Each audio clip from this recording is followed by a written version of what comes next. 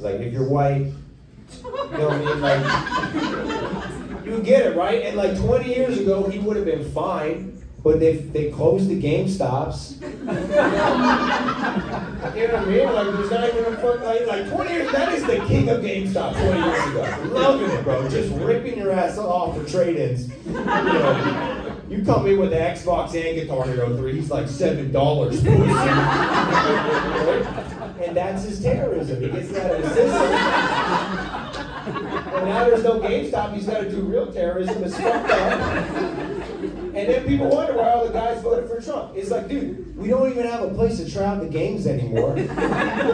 We got to buy the game on Xbox, then see if you like it. If you don't like it, you already bought it, you're fucked. So it's like, why don't you just shoot the CEO of GameStop instead? It would have been a lot better, you know, but I know that's controversial because the stock market and everything like that. So yeah, it is complicated, man, and I'm glad we're able to talk about it as a group right now.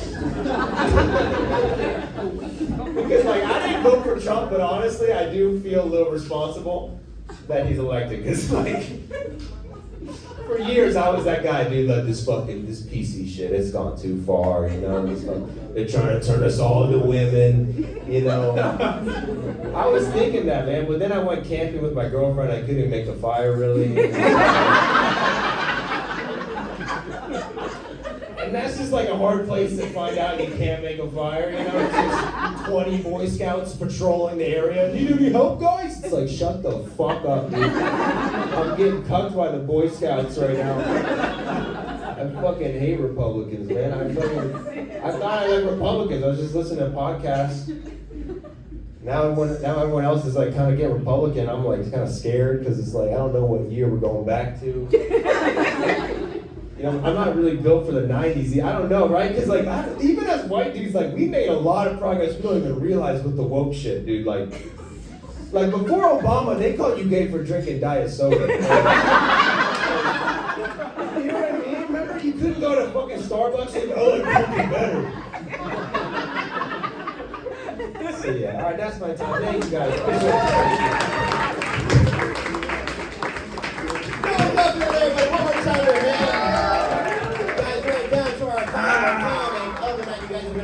Guys, are you guys ready for your headliner tonight? Oh, you guys can do a little better. Are you guys ready for your headliner? He performs all over the country. He just released a special last year. Make some noise right now for the very funny Chris Allen! What's up, everybody? Man, there's no better way to start off Black History Month but listening to a white man talk about their struggle. Give it up for Joy Duff, everybody. That's the real struggle in America, right there. Did you hear that, sir? That motherfucker couldn't drink diet soda. You hear that? We over here complaining about riding on the back of the bus. Come on, man! We need to put this shit in perspective right now. Joey, he looked like Post Malone if he had no tattoos on his face and took like 3 baths. That's what he looked like. Yeah. Y'all doing okay? Everybody cool? Yeah. Black History Month, y'all celebrating? Yeah. I'm not looking at white people, they're like, yeah. Right now, we came to see you. Man, I took my mom to the African American Museum a couple months ago. She was fantastic. Have you been yet? I'm not. I said, no. You're not what? I'm not colored, I can't. I can't. Would you go? Why you say it like that? You didn't even say it weird, I just said you out. Have y'all been? Round of applause, have you been? I love it, man. I'll give you a little background, man. I grew up in the inner city. Black people, black neighborhood, but I went to private schools, I joined the military, so I spent most of my life in like white conservative spaces, unfortunately. I got a degree in white guys, I can tell you everything about. So I took my mom to the African American Museum, and it was dope, man, because I had never really been in a place where I could just be unapologetically black. It was dope to go. I just saw bougie black, hood black churches and shit like that. It's like, man, we can just be who we are here. I was like, this is what it must feel like to be white people at a NASCAR race. Just be yourself. And it was interesting because you get down there, if you don't know, the design of it, how it's supposed to be like a slave ship, and you kind of come up, like you get there, it's like super dark and somber, people are quiet. I'm watching white people like, this motherfucker even cracked a smile. I'm whooping somebody's ass in this bitch. You better look sad. But you know what's wild though? Because I never really saw my mom as a piece of history. But we get to the part up there where they talk about Jim Crow and shit like that, and my mom saw that sign, she was like, ooh. She's like, I don't remember that shit. It's weird being with somebody who lived through this shit. It was crazy, but we had such a great time. And then, I will say there were a lot of white people there, and I thank y'all to the white people going there. Y'all showing y'all kids our history. Y'all not shying away from it. I think that's dope as fuck that y'all not shying away and y'all teaching each other stuff. And we get to the end, and I was surprised at what's at the end of the museum. The soul food shit, that is insane to me. It's like I watched 300 years of struggle, getting beat, all this shit, and then we go up here and eat all this shit that's killing us right now. It's a setup. Think about that shit. Yeah, we've been through slavery and Reconstruction. It's just like, we're going to give them higher blood pressure. There had to be a white person that came up with that shit. It had to be some liberal white lady like, we should have fried chicken at the end. And somebody's like, yo, what the fuck you just said? Fried chicken, bitch, what? And somebody's like, hey man, hear her out. And now we got fried chicken and greens and stuff. That's crazy. You know that woman got home and her nice house in Georgetown was like, honey, they fell for it. I will say it is fucked up to go to that museum and then have to wait behind white people to get food. I feel like I should be able to go, hey buddy, the line's outside, this is all right. Yeah, man. My son didn't really give a fuck about it though, that's what's crazy. You don't know who gonna kill this? I don't care. Kids don't care. How y'all feeling about this new shit we got going on now? It's crazy. I really don't try to get political, but having this motherfucker in office, are there parents out there? Yeah. Parents? Having Donald Trump in the White House is literally like having a 2-year-old. You ever have like a niece or nephew, just suddenly they get a hold of a knife, they pull it off the table, and they're like, oh shit!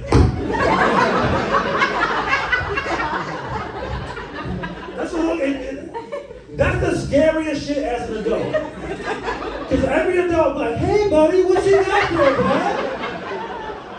Oh, let me see that. Damn! Give me that fucking knife. God damn! That's how I feel like, oh, what you got? Oh, the presidency? That's cool. Let me see it. Give me this motherfucking thing, man. God damn, this nigga is crazy, man. To be honest, man, I don't feel sorry for him, but I feel bad for him. I truly do. I feel bad for this nigga, man. He's 80 years old and he still wants to be cool. He does. He wants to be a badass. He's not. Nigga, you're 80. You're not tough. He probably sleep right now. That nigga right over there. That's what's crazy. That nigga's right there.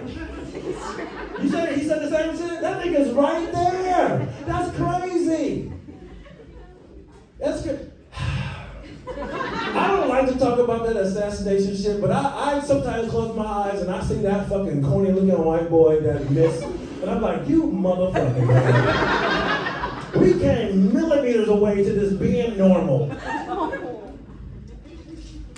Please, but I'll say this to y'all. If you are upset, I get it, I understand, but just know he's gonna fail. And I don't want my country to fail, but he's not gonna fail. Everything this dude's done has failed.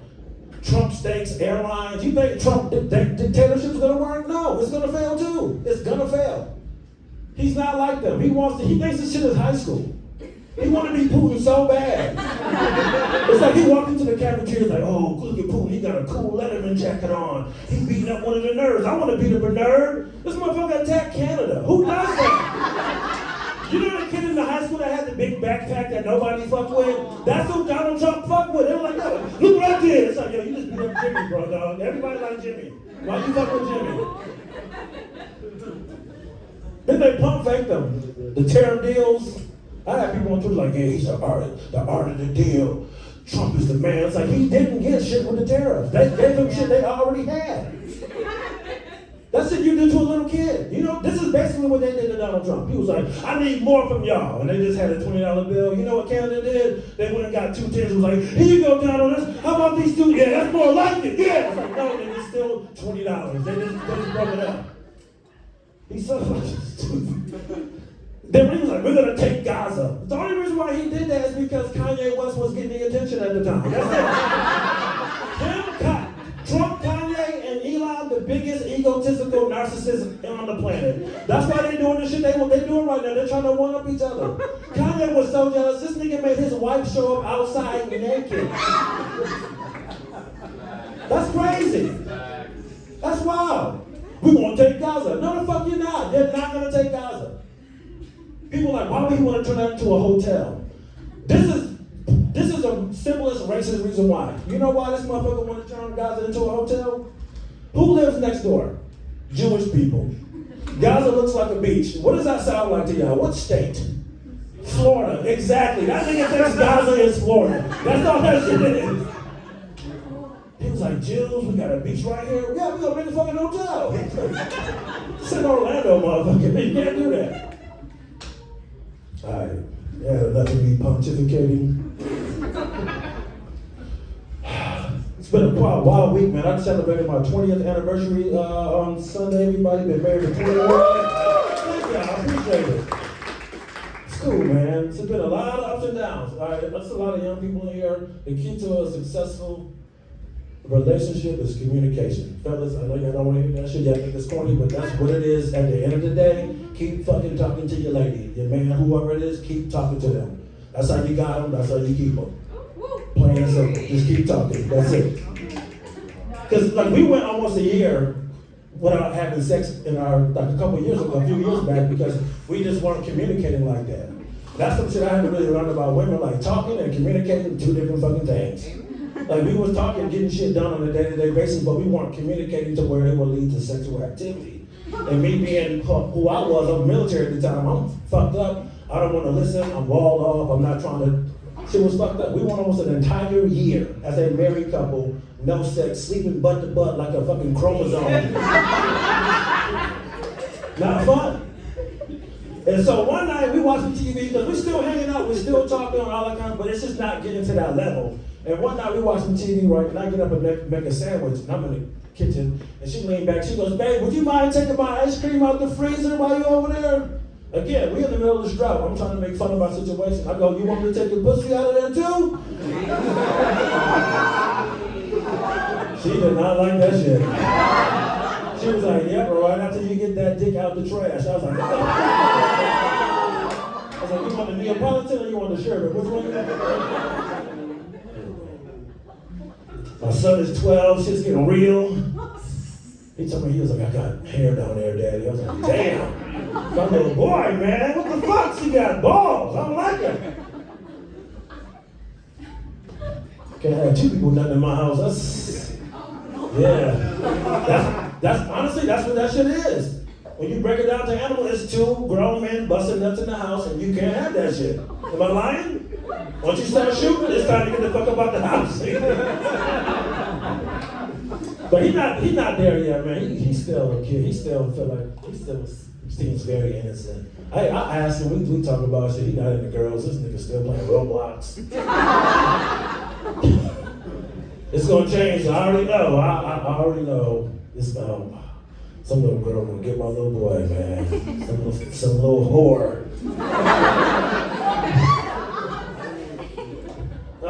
So hurt my soul.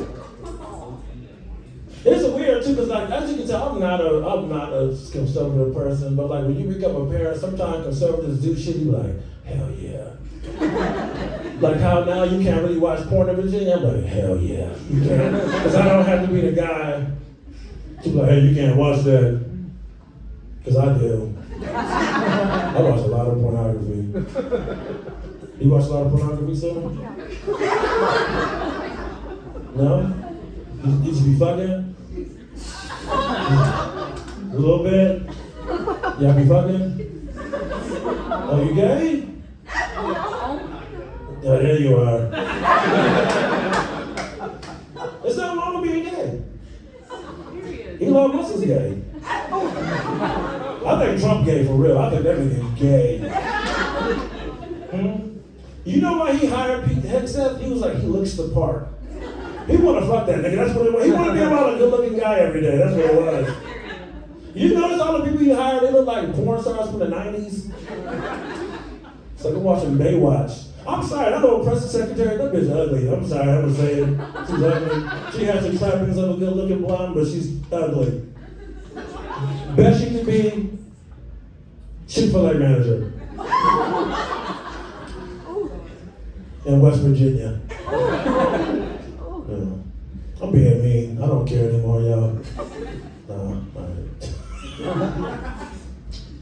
Can I tell you another secret about myself? That's not a secret, but I was delusional as a teenager. I can't even say I thought. Nigga, I knew I was going to the NBA. I had no other plans in my life. I was going to the league. I had no other plans, and I should have known early on. I went to a small private high school in Rochester, New York, 1,000 kids. I'm one of the only few black kids in the school. I'm one of 3 black men on the team. I'm the tallest dude on the team, and I don't fucking play. I get no burn. That should be sign 1. You're not making it to the league, nigga. You're not. All these little short white dudes are better than you. You're not going to the NBA. But it's 1996 and you can't tell me shit. I was like, yo, Coach K is gonna walk into this gym, see me sitting on the bench, was like, yo, we need you at Duke, bro. We need you. Grant Hill said he wants you at Duke. It was so embarrassing. Like, my girlfriend would come to the game. I know I'm not getting in the game, y'all. I would be showing out, doing the layup line and shit. I would wear my uniform with I would have this button and the bottom button. The shit's open. I'm doing fucking slapping the glass. I'm doing all these cool lamps. Like, I'm not getting in the game. She don't even know. I don't got to shower after the game. None of that shit. It's so sad. But I'm going to the league. I remember one time after the game, she was like, Chris, how come you ain't play? I was like, and the coach racist. The coach is racist. That's why. She was like, Chris, the other 2 black dudes played the entire game. They started. I was just like, he's still racist. You know, it was so bad. Like, my senior year, I went to my coach. I go, yo, I need those clearinghouse forms. I'm going D1. He was like, bro, you're not going to college to play basketball. You suck. I don't play you, but here's the forms. He ain't see the vision. He was a hater, so I ended up quitting. I was like, fuck him. He don't believe in me. What I'm gonna do is I'm gonna graduate. I'm gonna join the military. I'm gonna play for 4 years. I'm gonna get the GI Bill. I'm gonna walk onto a major university and still make it to the league. That was my goal. That was gonna happen. So I joined the military, playing ball and shit. And my favorite player in the NBA gets traded to the Phoenix Suns. The greatest player who could have ever been, but he got hurt. Y'all remember Anthony Hardaway? Penny Hardaway? That was my guy. That was my dude back in the mid-90s. That was my dude. I saved money one summer to buy his shoes and everything. I was like, I gotta meet him. That's my childhood hero. This is a sign. I buy a ticket. I get to the game. I get there early. I'm doing it. I'm at the shoot around. I'm on the floor. And he finally come around. He comes to my side to shoot some corner threes. I'm like, Penny. I'm a big fan. I saved your money. I love you, man. I'm glad to see you back in the league. Your knee's doing well. I hope you kill it, man. And can I see that ball? I'll never see an NBA ball. I want to touch an NBA ball. And he goes immediately into like NBA professional athlete. I gotta help the children mode. He goes, hey man, don't ever say that, son. If you work hard, you can make it to the NBA. Just keep practicing. And I was like, why is he talking to me like this? And I was like, oh shit. I'm 22, I have braces, I look young as fuck. I was like, bro, I'm 22, I'm in the Air Force, man. He goes, oh nigga, you're not gonna make it. I've never touched a basketball ever again. When your hero tells you you're not gonna make it, and I was like, yeah, that's what you need, fucked up. Yeah, I was hurt. All right. I'll tell y'all a quick story. Y'all want to hear? I got a story about the time I literally turned my back on my wife, and I have another story where she almost killed a woman that worked at Jack in the Box. What y'all want to hear? Violence! All right. So, this happened, 2008-ish. I had just got a new job in the military. I was now an intel guy, and I'm out here working with the drones. I'm killing people. I'm working crazy fucking around. I worked the drone program and killed a lot of fucking people. Yeah, and that's why I'm at 80% disability right now, folks. So you can laugh, but I'm getting $3,000 a month. Isn't that crazy? I kill people, but I'm like, I'm hurt. But I need money. I was like, we took people's fathers away. But hey, I gotta sleep at night. And buy weed. Because I'm traumatized and I saw a grown man's body fly in multiple parts. Fuck him. All right. So, that's a fucked up, man. I think about this shit a lot. Anyway, especially when I'm driving my car, I'm like, is somebody watching me? Because that's what I used to do. All right. It's not fun playing God. It's not. Y'all think I'm fucking around? We will follow people for months, and then we would get to work and go kill that motherfucker today. And as soon as they left the compound, boom. It's crazy. Anyway, all right. So, I'm a hero, folks. So I'm stationed in Vegas, right? I just got there. I'm working these wild, crazy hours, and we've been married for about 6 months. And my wife pulls me aside one night. She goes, "Hey," she goes, "I left my family to be with you. And I feel like we're roommates. We're like two ships in the night. We're just passing each other, and it's not good. And we're a young marriage. We live in Las Vegas. That's a dangerous combination." And I was like, "You know what, babe? You're right. We got to do something. No matter how small, we have to spend quality time together." I was like, "Let's get Jack in the Box." She was like, "Cool, right?" If you don't know, Jack in the Box is a West Coast fast food place. It's great. I love it, right? So I go to bed that night. I wake up. It's 11 o'clock. I come out. Jack in the Box is on the table. Jumbo jack with cheese, 2 tacos, I'm good to go. My wife opened her shit up, it's all fucked up. All wrong. And let me tell you something about black women. When it comes to customer service, black women do not fuck around. And my wife is on another level. My wife calls back to fast food restaurants where her food is messed up. She was like, "Hey, I was just up there, my order's wrong, can't come get it today, come get it another day or tomorrow. What's your name?" Write the name down and everything. That's how wild she is. Does it all the time, and 99% of the time, it's not a problem. Not this night. So we get the food, her shit is all fucked up, she picked up the phone, "Hey, I was just up there, my order's wrong, can't come get it tonight, come get it tomorrow, what's your name?" And all I hear is, "Well, what does the receipt say?"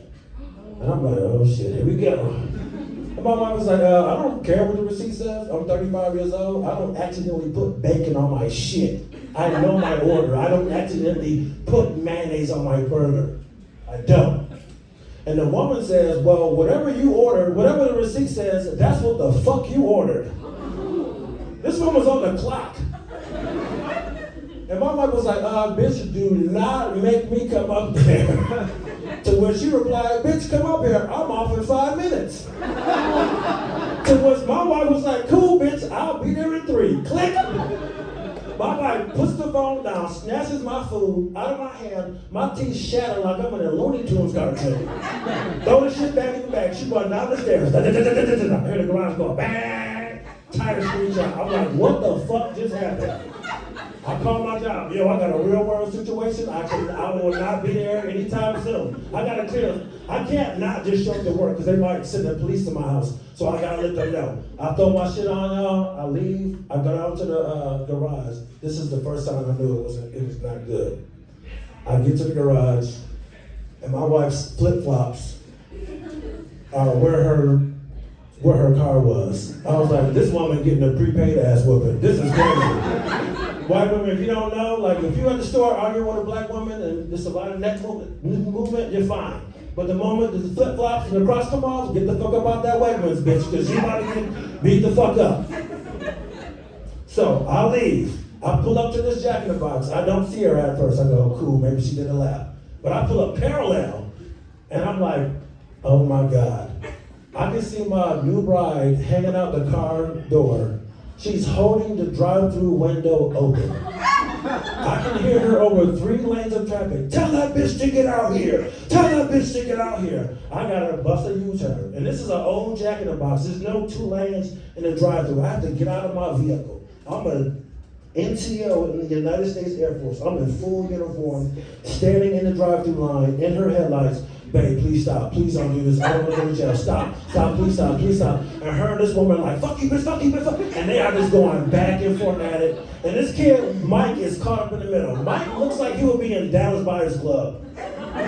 He looked like Larry Bird in Dallas Buyers Club. Skinny, his belt stuck out this far. He was this is an adorable kid. He only said, yep, okay, alrighty. That's all he ever said. Because he worked drive-thru. He never said, yep, okay, all right. That's all he ever said.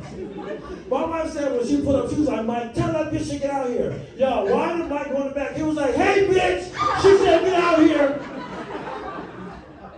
So her are going back and forth, and Mike is caught in the middle. He's like, yep, okay, all righty, yep, okay. He don't know what to do. The line is wrapped around the building. This is Vegas. It's like 11:45 on a Friday. It is crazy. People are honking. It is pandemonium. This is going on for like 10 minutes. I'm not lying. They won't stop.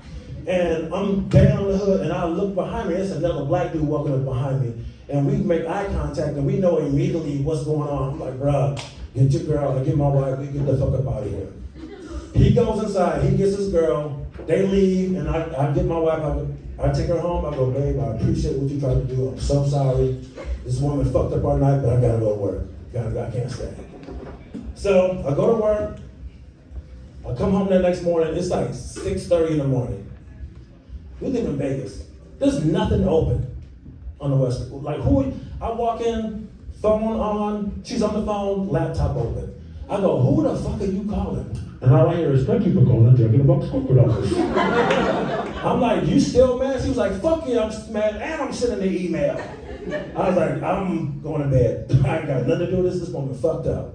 I go to bed, I wake up that night, guess what's on the table, y'all? Jack in the Box. Orders are correct as fuck.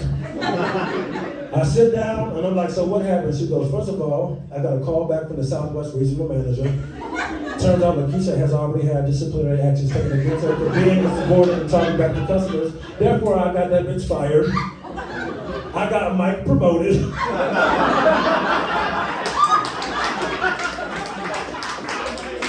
got promoted. And they sent us $1,000 in coupons. I was like, yep, okay, all righty. Hey, y'all, check out my special on YouTube, man. It's called Gotta Be Honest. My boy Mark Norman produced it for me, man. It's like 30,000 views, but I need more. So watch it. Chris Allen, Gotta Be Honest. Follow me on social media. Look, I know I was talking shit about Trump and shit earlier. I know a lot of people are like not feeling well right now. But let's know our country will prevail. A lot of this is just bullshit. Stay focused on the people that you love and that you care about, and we will prevail as a country. We will be fine, okay? So I love y'all. Have a great weekend.